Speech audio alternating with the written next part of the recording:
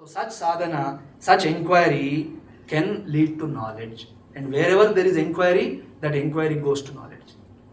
But here comes the situation. One is at crossroads here.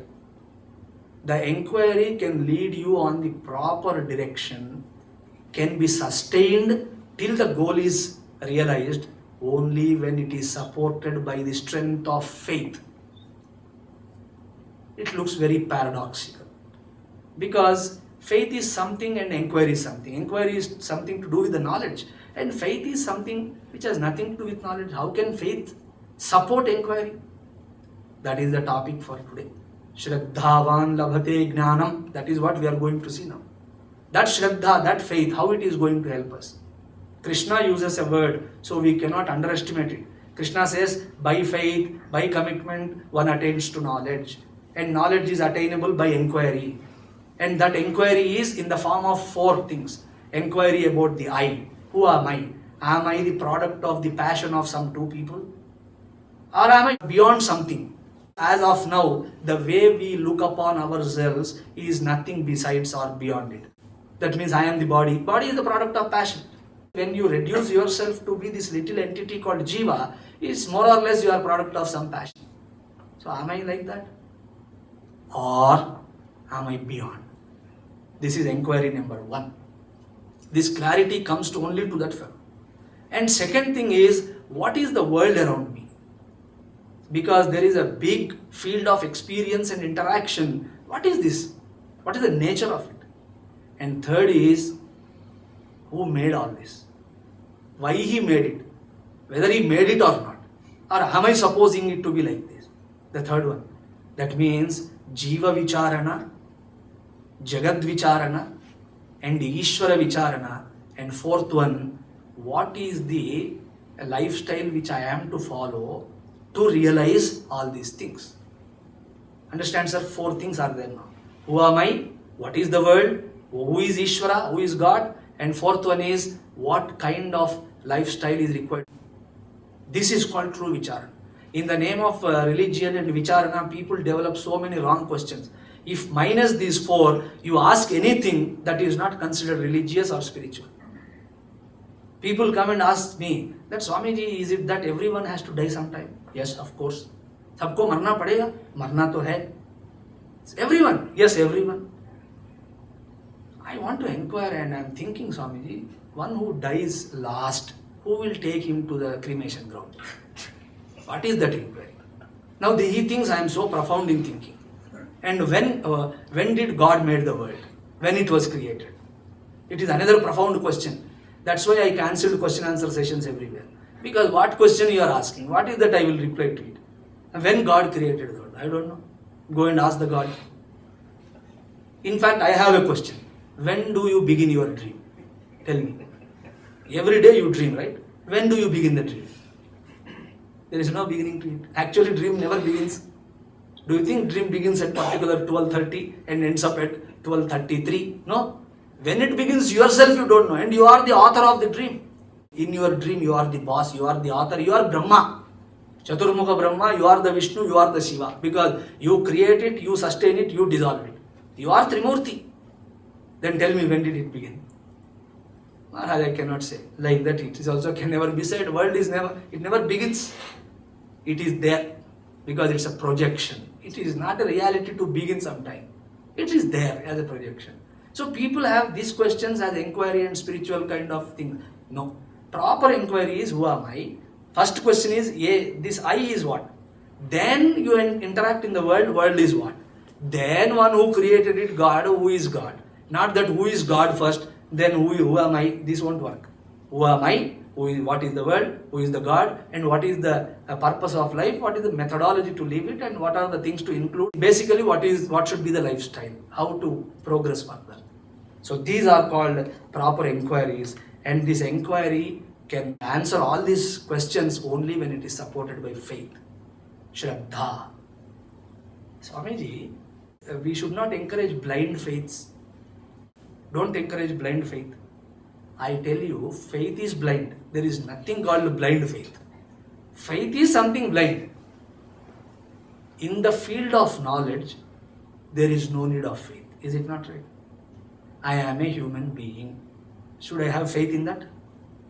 Need not have, because like that I am sitting in a temple. Do you need a faith for that? I believe that I sit in a temple. No, you know that. So you don't require any faith.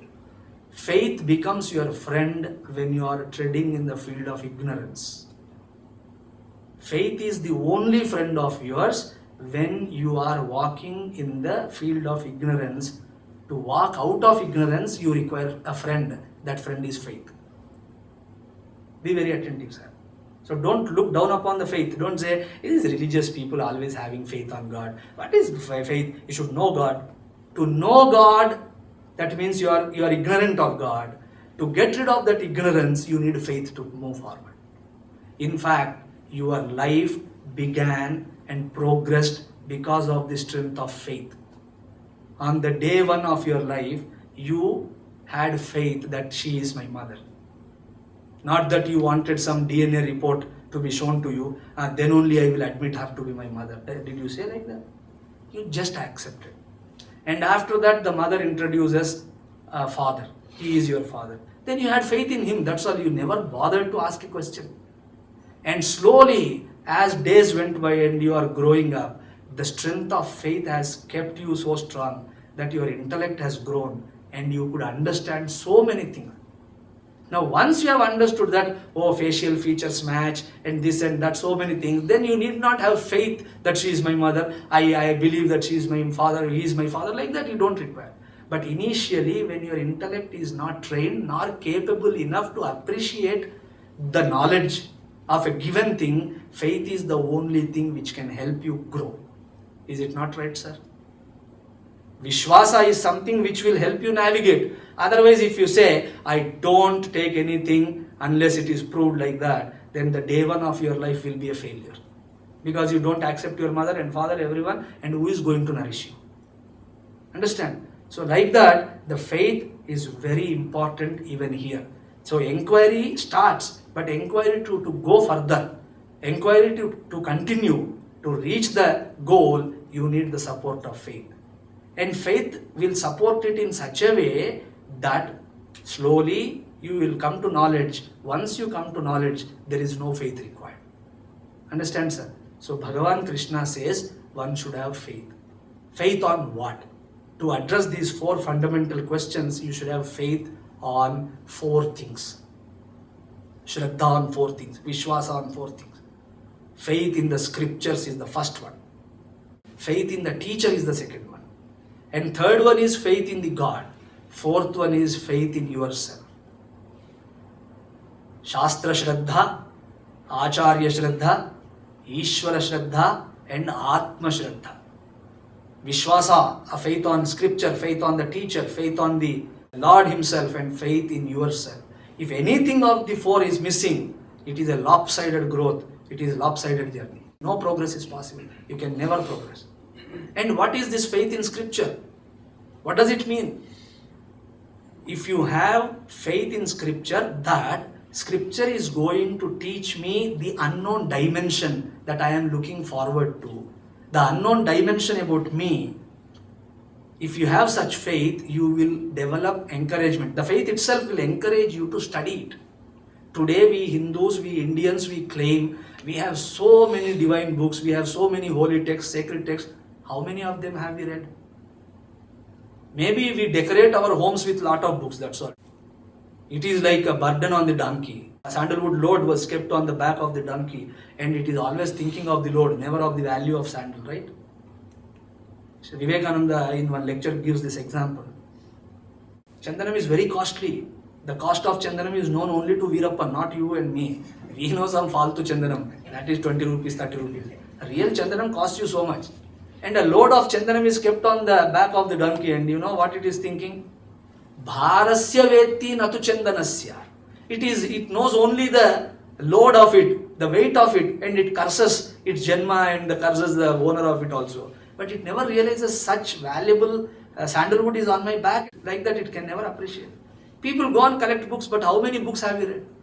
How many forget? How many verses of Gita we have read? How many times we dedicated our life to the study of Gita? Never. But still we say we have so many books, so many books. Then Swamiji, yes, you are saying it right. We revere the books, we respect them, we know that they can offer good solutions. Still, why don't we find that encouragement and interest in going through them? Because you have no faith in them. That is the problem. You believe that, okay, some Maharshi has written and all that, but personally you don't have faith in them. खाली बैठते हैं उन लोगों के लिए. It is all for some Prem Siddharth because कुछ time है, he has empty time, कुछ काम धंधा नहीं है. So he has plenty of time. So he can find time to read. We are so busy, Swamiji, what we can read? Like that. Minus the faith, no encouragement is possible. Even if you make a use of book, bring Bhagavad Gita into your home or some kind of such book, that book serves as a tranquilizer than the means of knowledge. Read a few pages and read. People come to me and tell, Swamiji, every day in the night before sleeping, I read Bhagavad Gita. Earlier I used to think, Abba, what a dedication. Now I came to know the reality. Because 3 pages of Bhagavad Gita induces so much sleep to them. They really love. It is tranquilizer, that's all, sleep. And our books are also very huge, right? Very big. They can serve you as a pillow also. You can keep and sleep, that's all. Keep under your head and sleep. So the encouragement comes only when you have faith in the words of the scripture. Swamiji, without reading them, without going through them, without appreciating the teaching, without understanding it, how can I develop such faith? Giving the benefit of doubt. You need not know the entire teaching. It is not possible, but give the benefit of doubt. Down the ages, what ages? Yugas. Bhagavad Gita has enlightened the lives of many. Many great people who did so much of service to the society, always they said it was Gita which inspired us. Is it not right? We have to give benefit of doubt. Whatever Gita says is going to help me.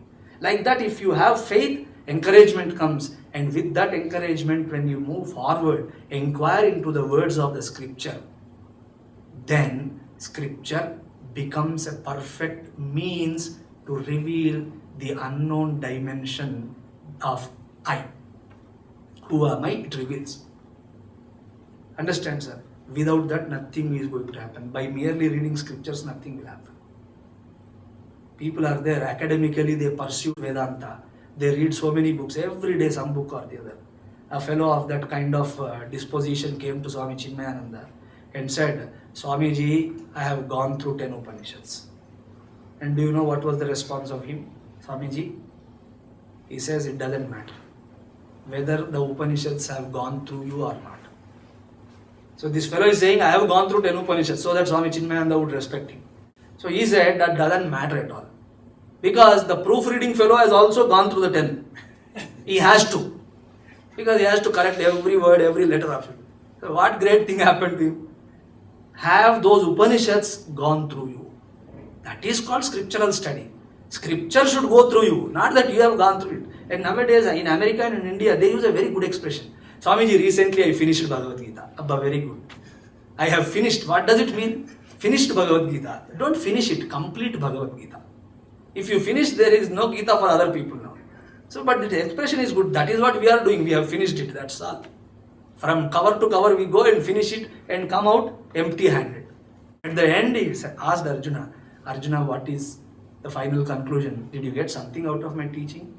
The reply of Arjuna, the answer of Arjuna is very good. Nashto mohaha smrutir labdha tvat prasadan mayachyuta karishye vachanam tava. He did not say I understood. He just spoke these words. My moha is gone. Nashto mohaha. And stitosmi gata sandeha. All my doubts about all the dilemma and doubts about what to do and what not to do has gone. Stitosmi gata sandeha. And what is our situation after going to Gita? After reading and studying all the Gita? Gatosmi stita sandeha. I am gone and doubts are still there. And Arjuna said, Karishye vachanam tava. My life is yours now. I will live my life from your vision. Karishye vachanam tava doesn't mean you tell me I will do. No. From now on, I will live my life. I will lead my life in such a way that it is your vision which will be reflected in and through all the episodes of my life. And what is our response? Karishye vachanam mama. हम सब सुनते हैं फिर करना जो है वही करेंगे. What is the use of Gita now? And why it happens like that? Because we don't have the faith. So faith is something which helps your inquiry, and that inquiry will create a interest in Shastra, and Shastra becomes fruitful in revealing your nature or what you look forward for only when it is supported by this faith. And second thing, faith in the teacher. Sir, when I have faith in the Shastra, why should I have faith in the teacher? Because book by itself cannot help you. A scripture by itself will not help you, because the deciphering capacity a seeker doesn't have. Suppose if I have a disease, I am suffering from a disease and want to get rid of it, and I go to a medical library and take all the relevant books and put them on the table, and day in, day out I study all the books. Will my problem, will it go away? No. You require a person who again has gone through the books and developed a knowledge, and now he can help me. That fellow is called doctor. Is it not right? Same books he has read. But today, because I know English, I go to the library, that to a medical library, and sit down for 4 or 5 days on that particular disease. What are the symptoms? Why it comes? How can it be eradicated? If not, how can it be controlled? What are the other things, measurements? All that if I read, what is going to help me? I would say I won't understand anything. Because there is lot of difference between easy words and technical words. Technical words requires a special acumen to unfold them. Understand? Because the language of computer is different, language of medicine is different. The virus in computer is different, virus in medicine is different. Is it not right? So there was a small boy who was asking his mother and father, Mama and Papa, do you know why Shiva and Parvati could not learn computer? They were seeing, what is this question? Why Shiva and Parvati could not learn computer? They said, maybe at that time there were no computers. No. Ganesha took away the mouse. Ganesha took away the mouse, so they could not learn. So that mouse is different, this mouse is different. Is it not right? Like the technicality is different. You need special training of the intellect to decipher, to unfold them, to reveal them. So teacher is the one who reveals the Shastra to you. Not that Shastra itself reveals itself to you. No. That is why in Shvetashvataradi Upanishads we have a very beautiful saying which says you should have Parama Bhakti to Ishvara. Yasya deve parabhaktihi yatha deve tatha gurau tasya ite katita hyartaha prakashante mahatmanaha. Shastra reveals itself to that Mahatma, to that seeker who has utmost devotion for Ishvara and same devotion for the Guru. Because Ishvara gives an opportunity and Guru helps us realize that it is an opportunity.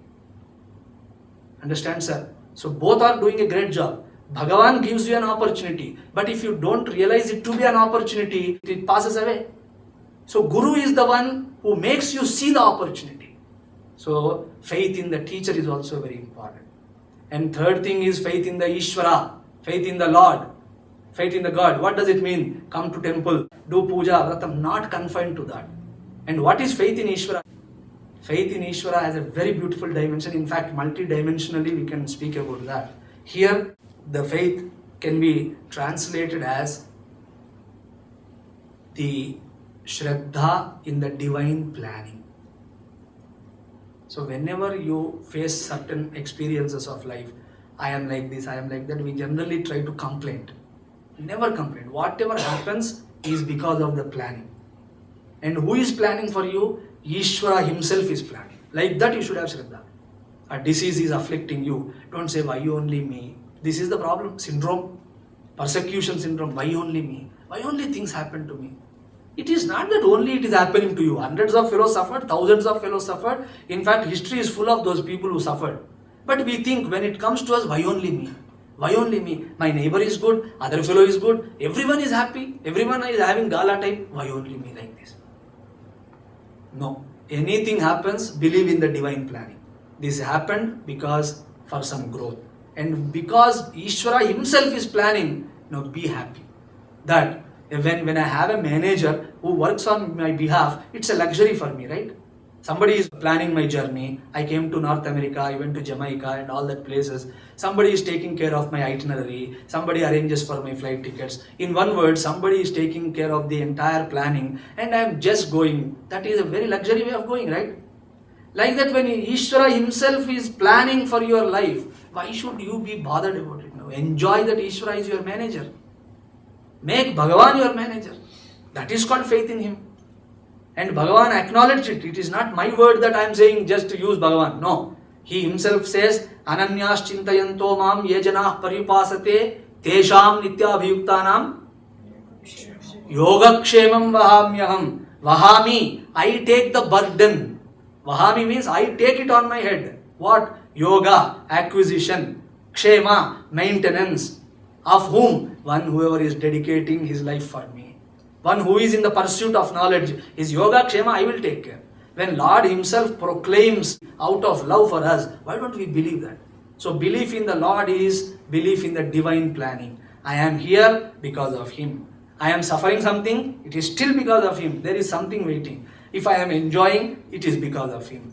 Always connect every experience episode to Ishvara. That is called Ishvara Bhakti, that is called faith in Ishvara.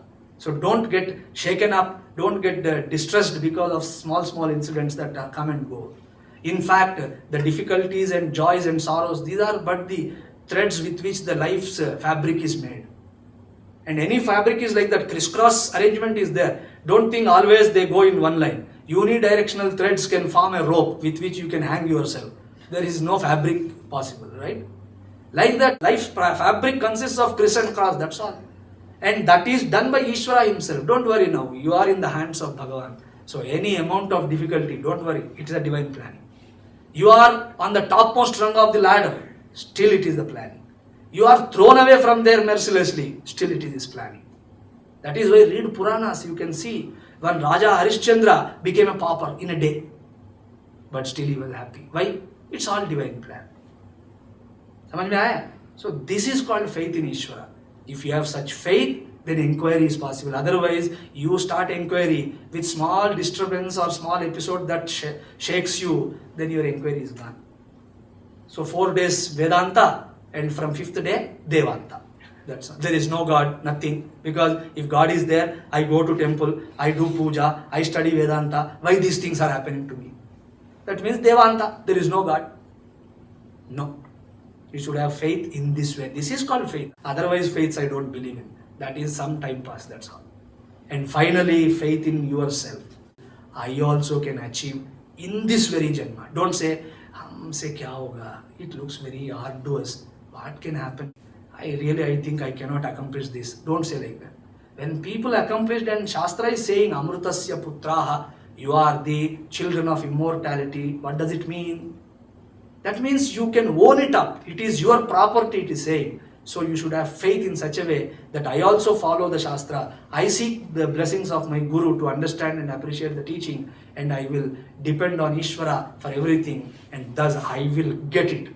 Don't say I may get it like that. Don't use such kind of words. You say, yes, I am going to get it, and I am made for it. Like that you should have faith in yourself. When you have Shraddha in this way, that Shraddha becomes a great encouraging factor for knowledge. Shraddhavan labhate jnanam. So mamatva is there. Bring in Shraddha and use Shraddha properly. From mamatva, you will go to samatva. Once samatva has come, samatva is Brahma, samatva is yoga. That is the true purpose of life, and that is the gist of the teaching of Bhagavad Gita. Got it, sir? So Gita is only aiming to teach this to us from the first shloka to last shloka. Last shloka is Sarva Dharman Parityajya Mamekam Sharanam Vraja Aham Tva Sarva Papebhyo Mokshayishyami Ma Shuchaha. Don't worry. This is the word with which the teaching of the Lord ends. Don't worry. Why? Sarva Dharman Parityajya. Forget everything, this and that. What is Dharma? Here Dharma has a special meaning. Dharma means karma. Karma is something to do with the world. Forget about all that. It will anyway go on. Don't worry. And Mam Ekam Sharanam Braja. Ekam Mam Sharanam Braja. The one who is available in everything. That Ekam, Advaitam, Sharanam Braja. Come to the refuge of that I. It is the Krishna in you. The divinity in you. Come towards it. by the way of Shastra Shravana and Adhyayana, etc. And finally, Ma Shuchaha. That means Gita is there to erase the worries that are burdening and that are nesting in our hearts. So what is Gita? To give you happiness, that's all. So such Gita is our property. Such Gita is always there to guide us. So Art of Living is Bhagavad Gita itself. It talks of different things to help you progress towards this. So let us make use of these teachings. Never categorize them, never say they are ancient, are they validated now, are they suitable for the present age. Knowledge is knowledge. Knowledge has no vikalpam. 2 plus 2 is equal to 4. That is always same. Understand? So Gnana has no vikalpa. Gnana can never be changed. Information changes. Knowledge never changes. आप सदियों पीछे जाओ, still 2 plus 2 is equal to 4. Go some few thousand years ahead, there also 2 plus 2 is equal to 4. Because wisdom is not displaceable. It cannot be discounted. It always remains the same. Like that, Gita is such wisdom which talks about our life, its purpose, and a few corrections to be made. And finally, the goal is Ma Shuchaha. Don't worry, lead a happy life. While you are here, be happy. And a happy mind, happy heart, in fact, happy person is spiritual person. I am spiritual but not happy. How to categorize it, I don't know. It is completely wrong to say that. Spiritual persons are to be happy people. So that is the teaching of Gita. Let us dedicate more time in study of Gita and other scriptures. I pray to God on behalf of all of us that He should really bless us, thus elevate our lives towards His Charanaravinda, towards His lotus feet, and make us His own. Hari Om Tat Sat.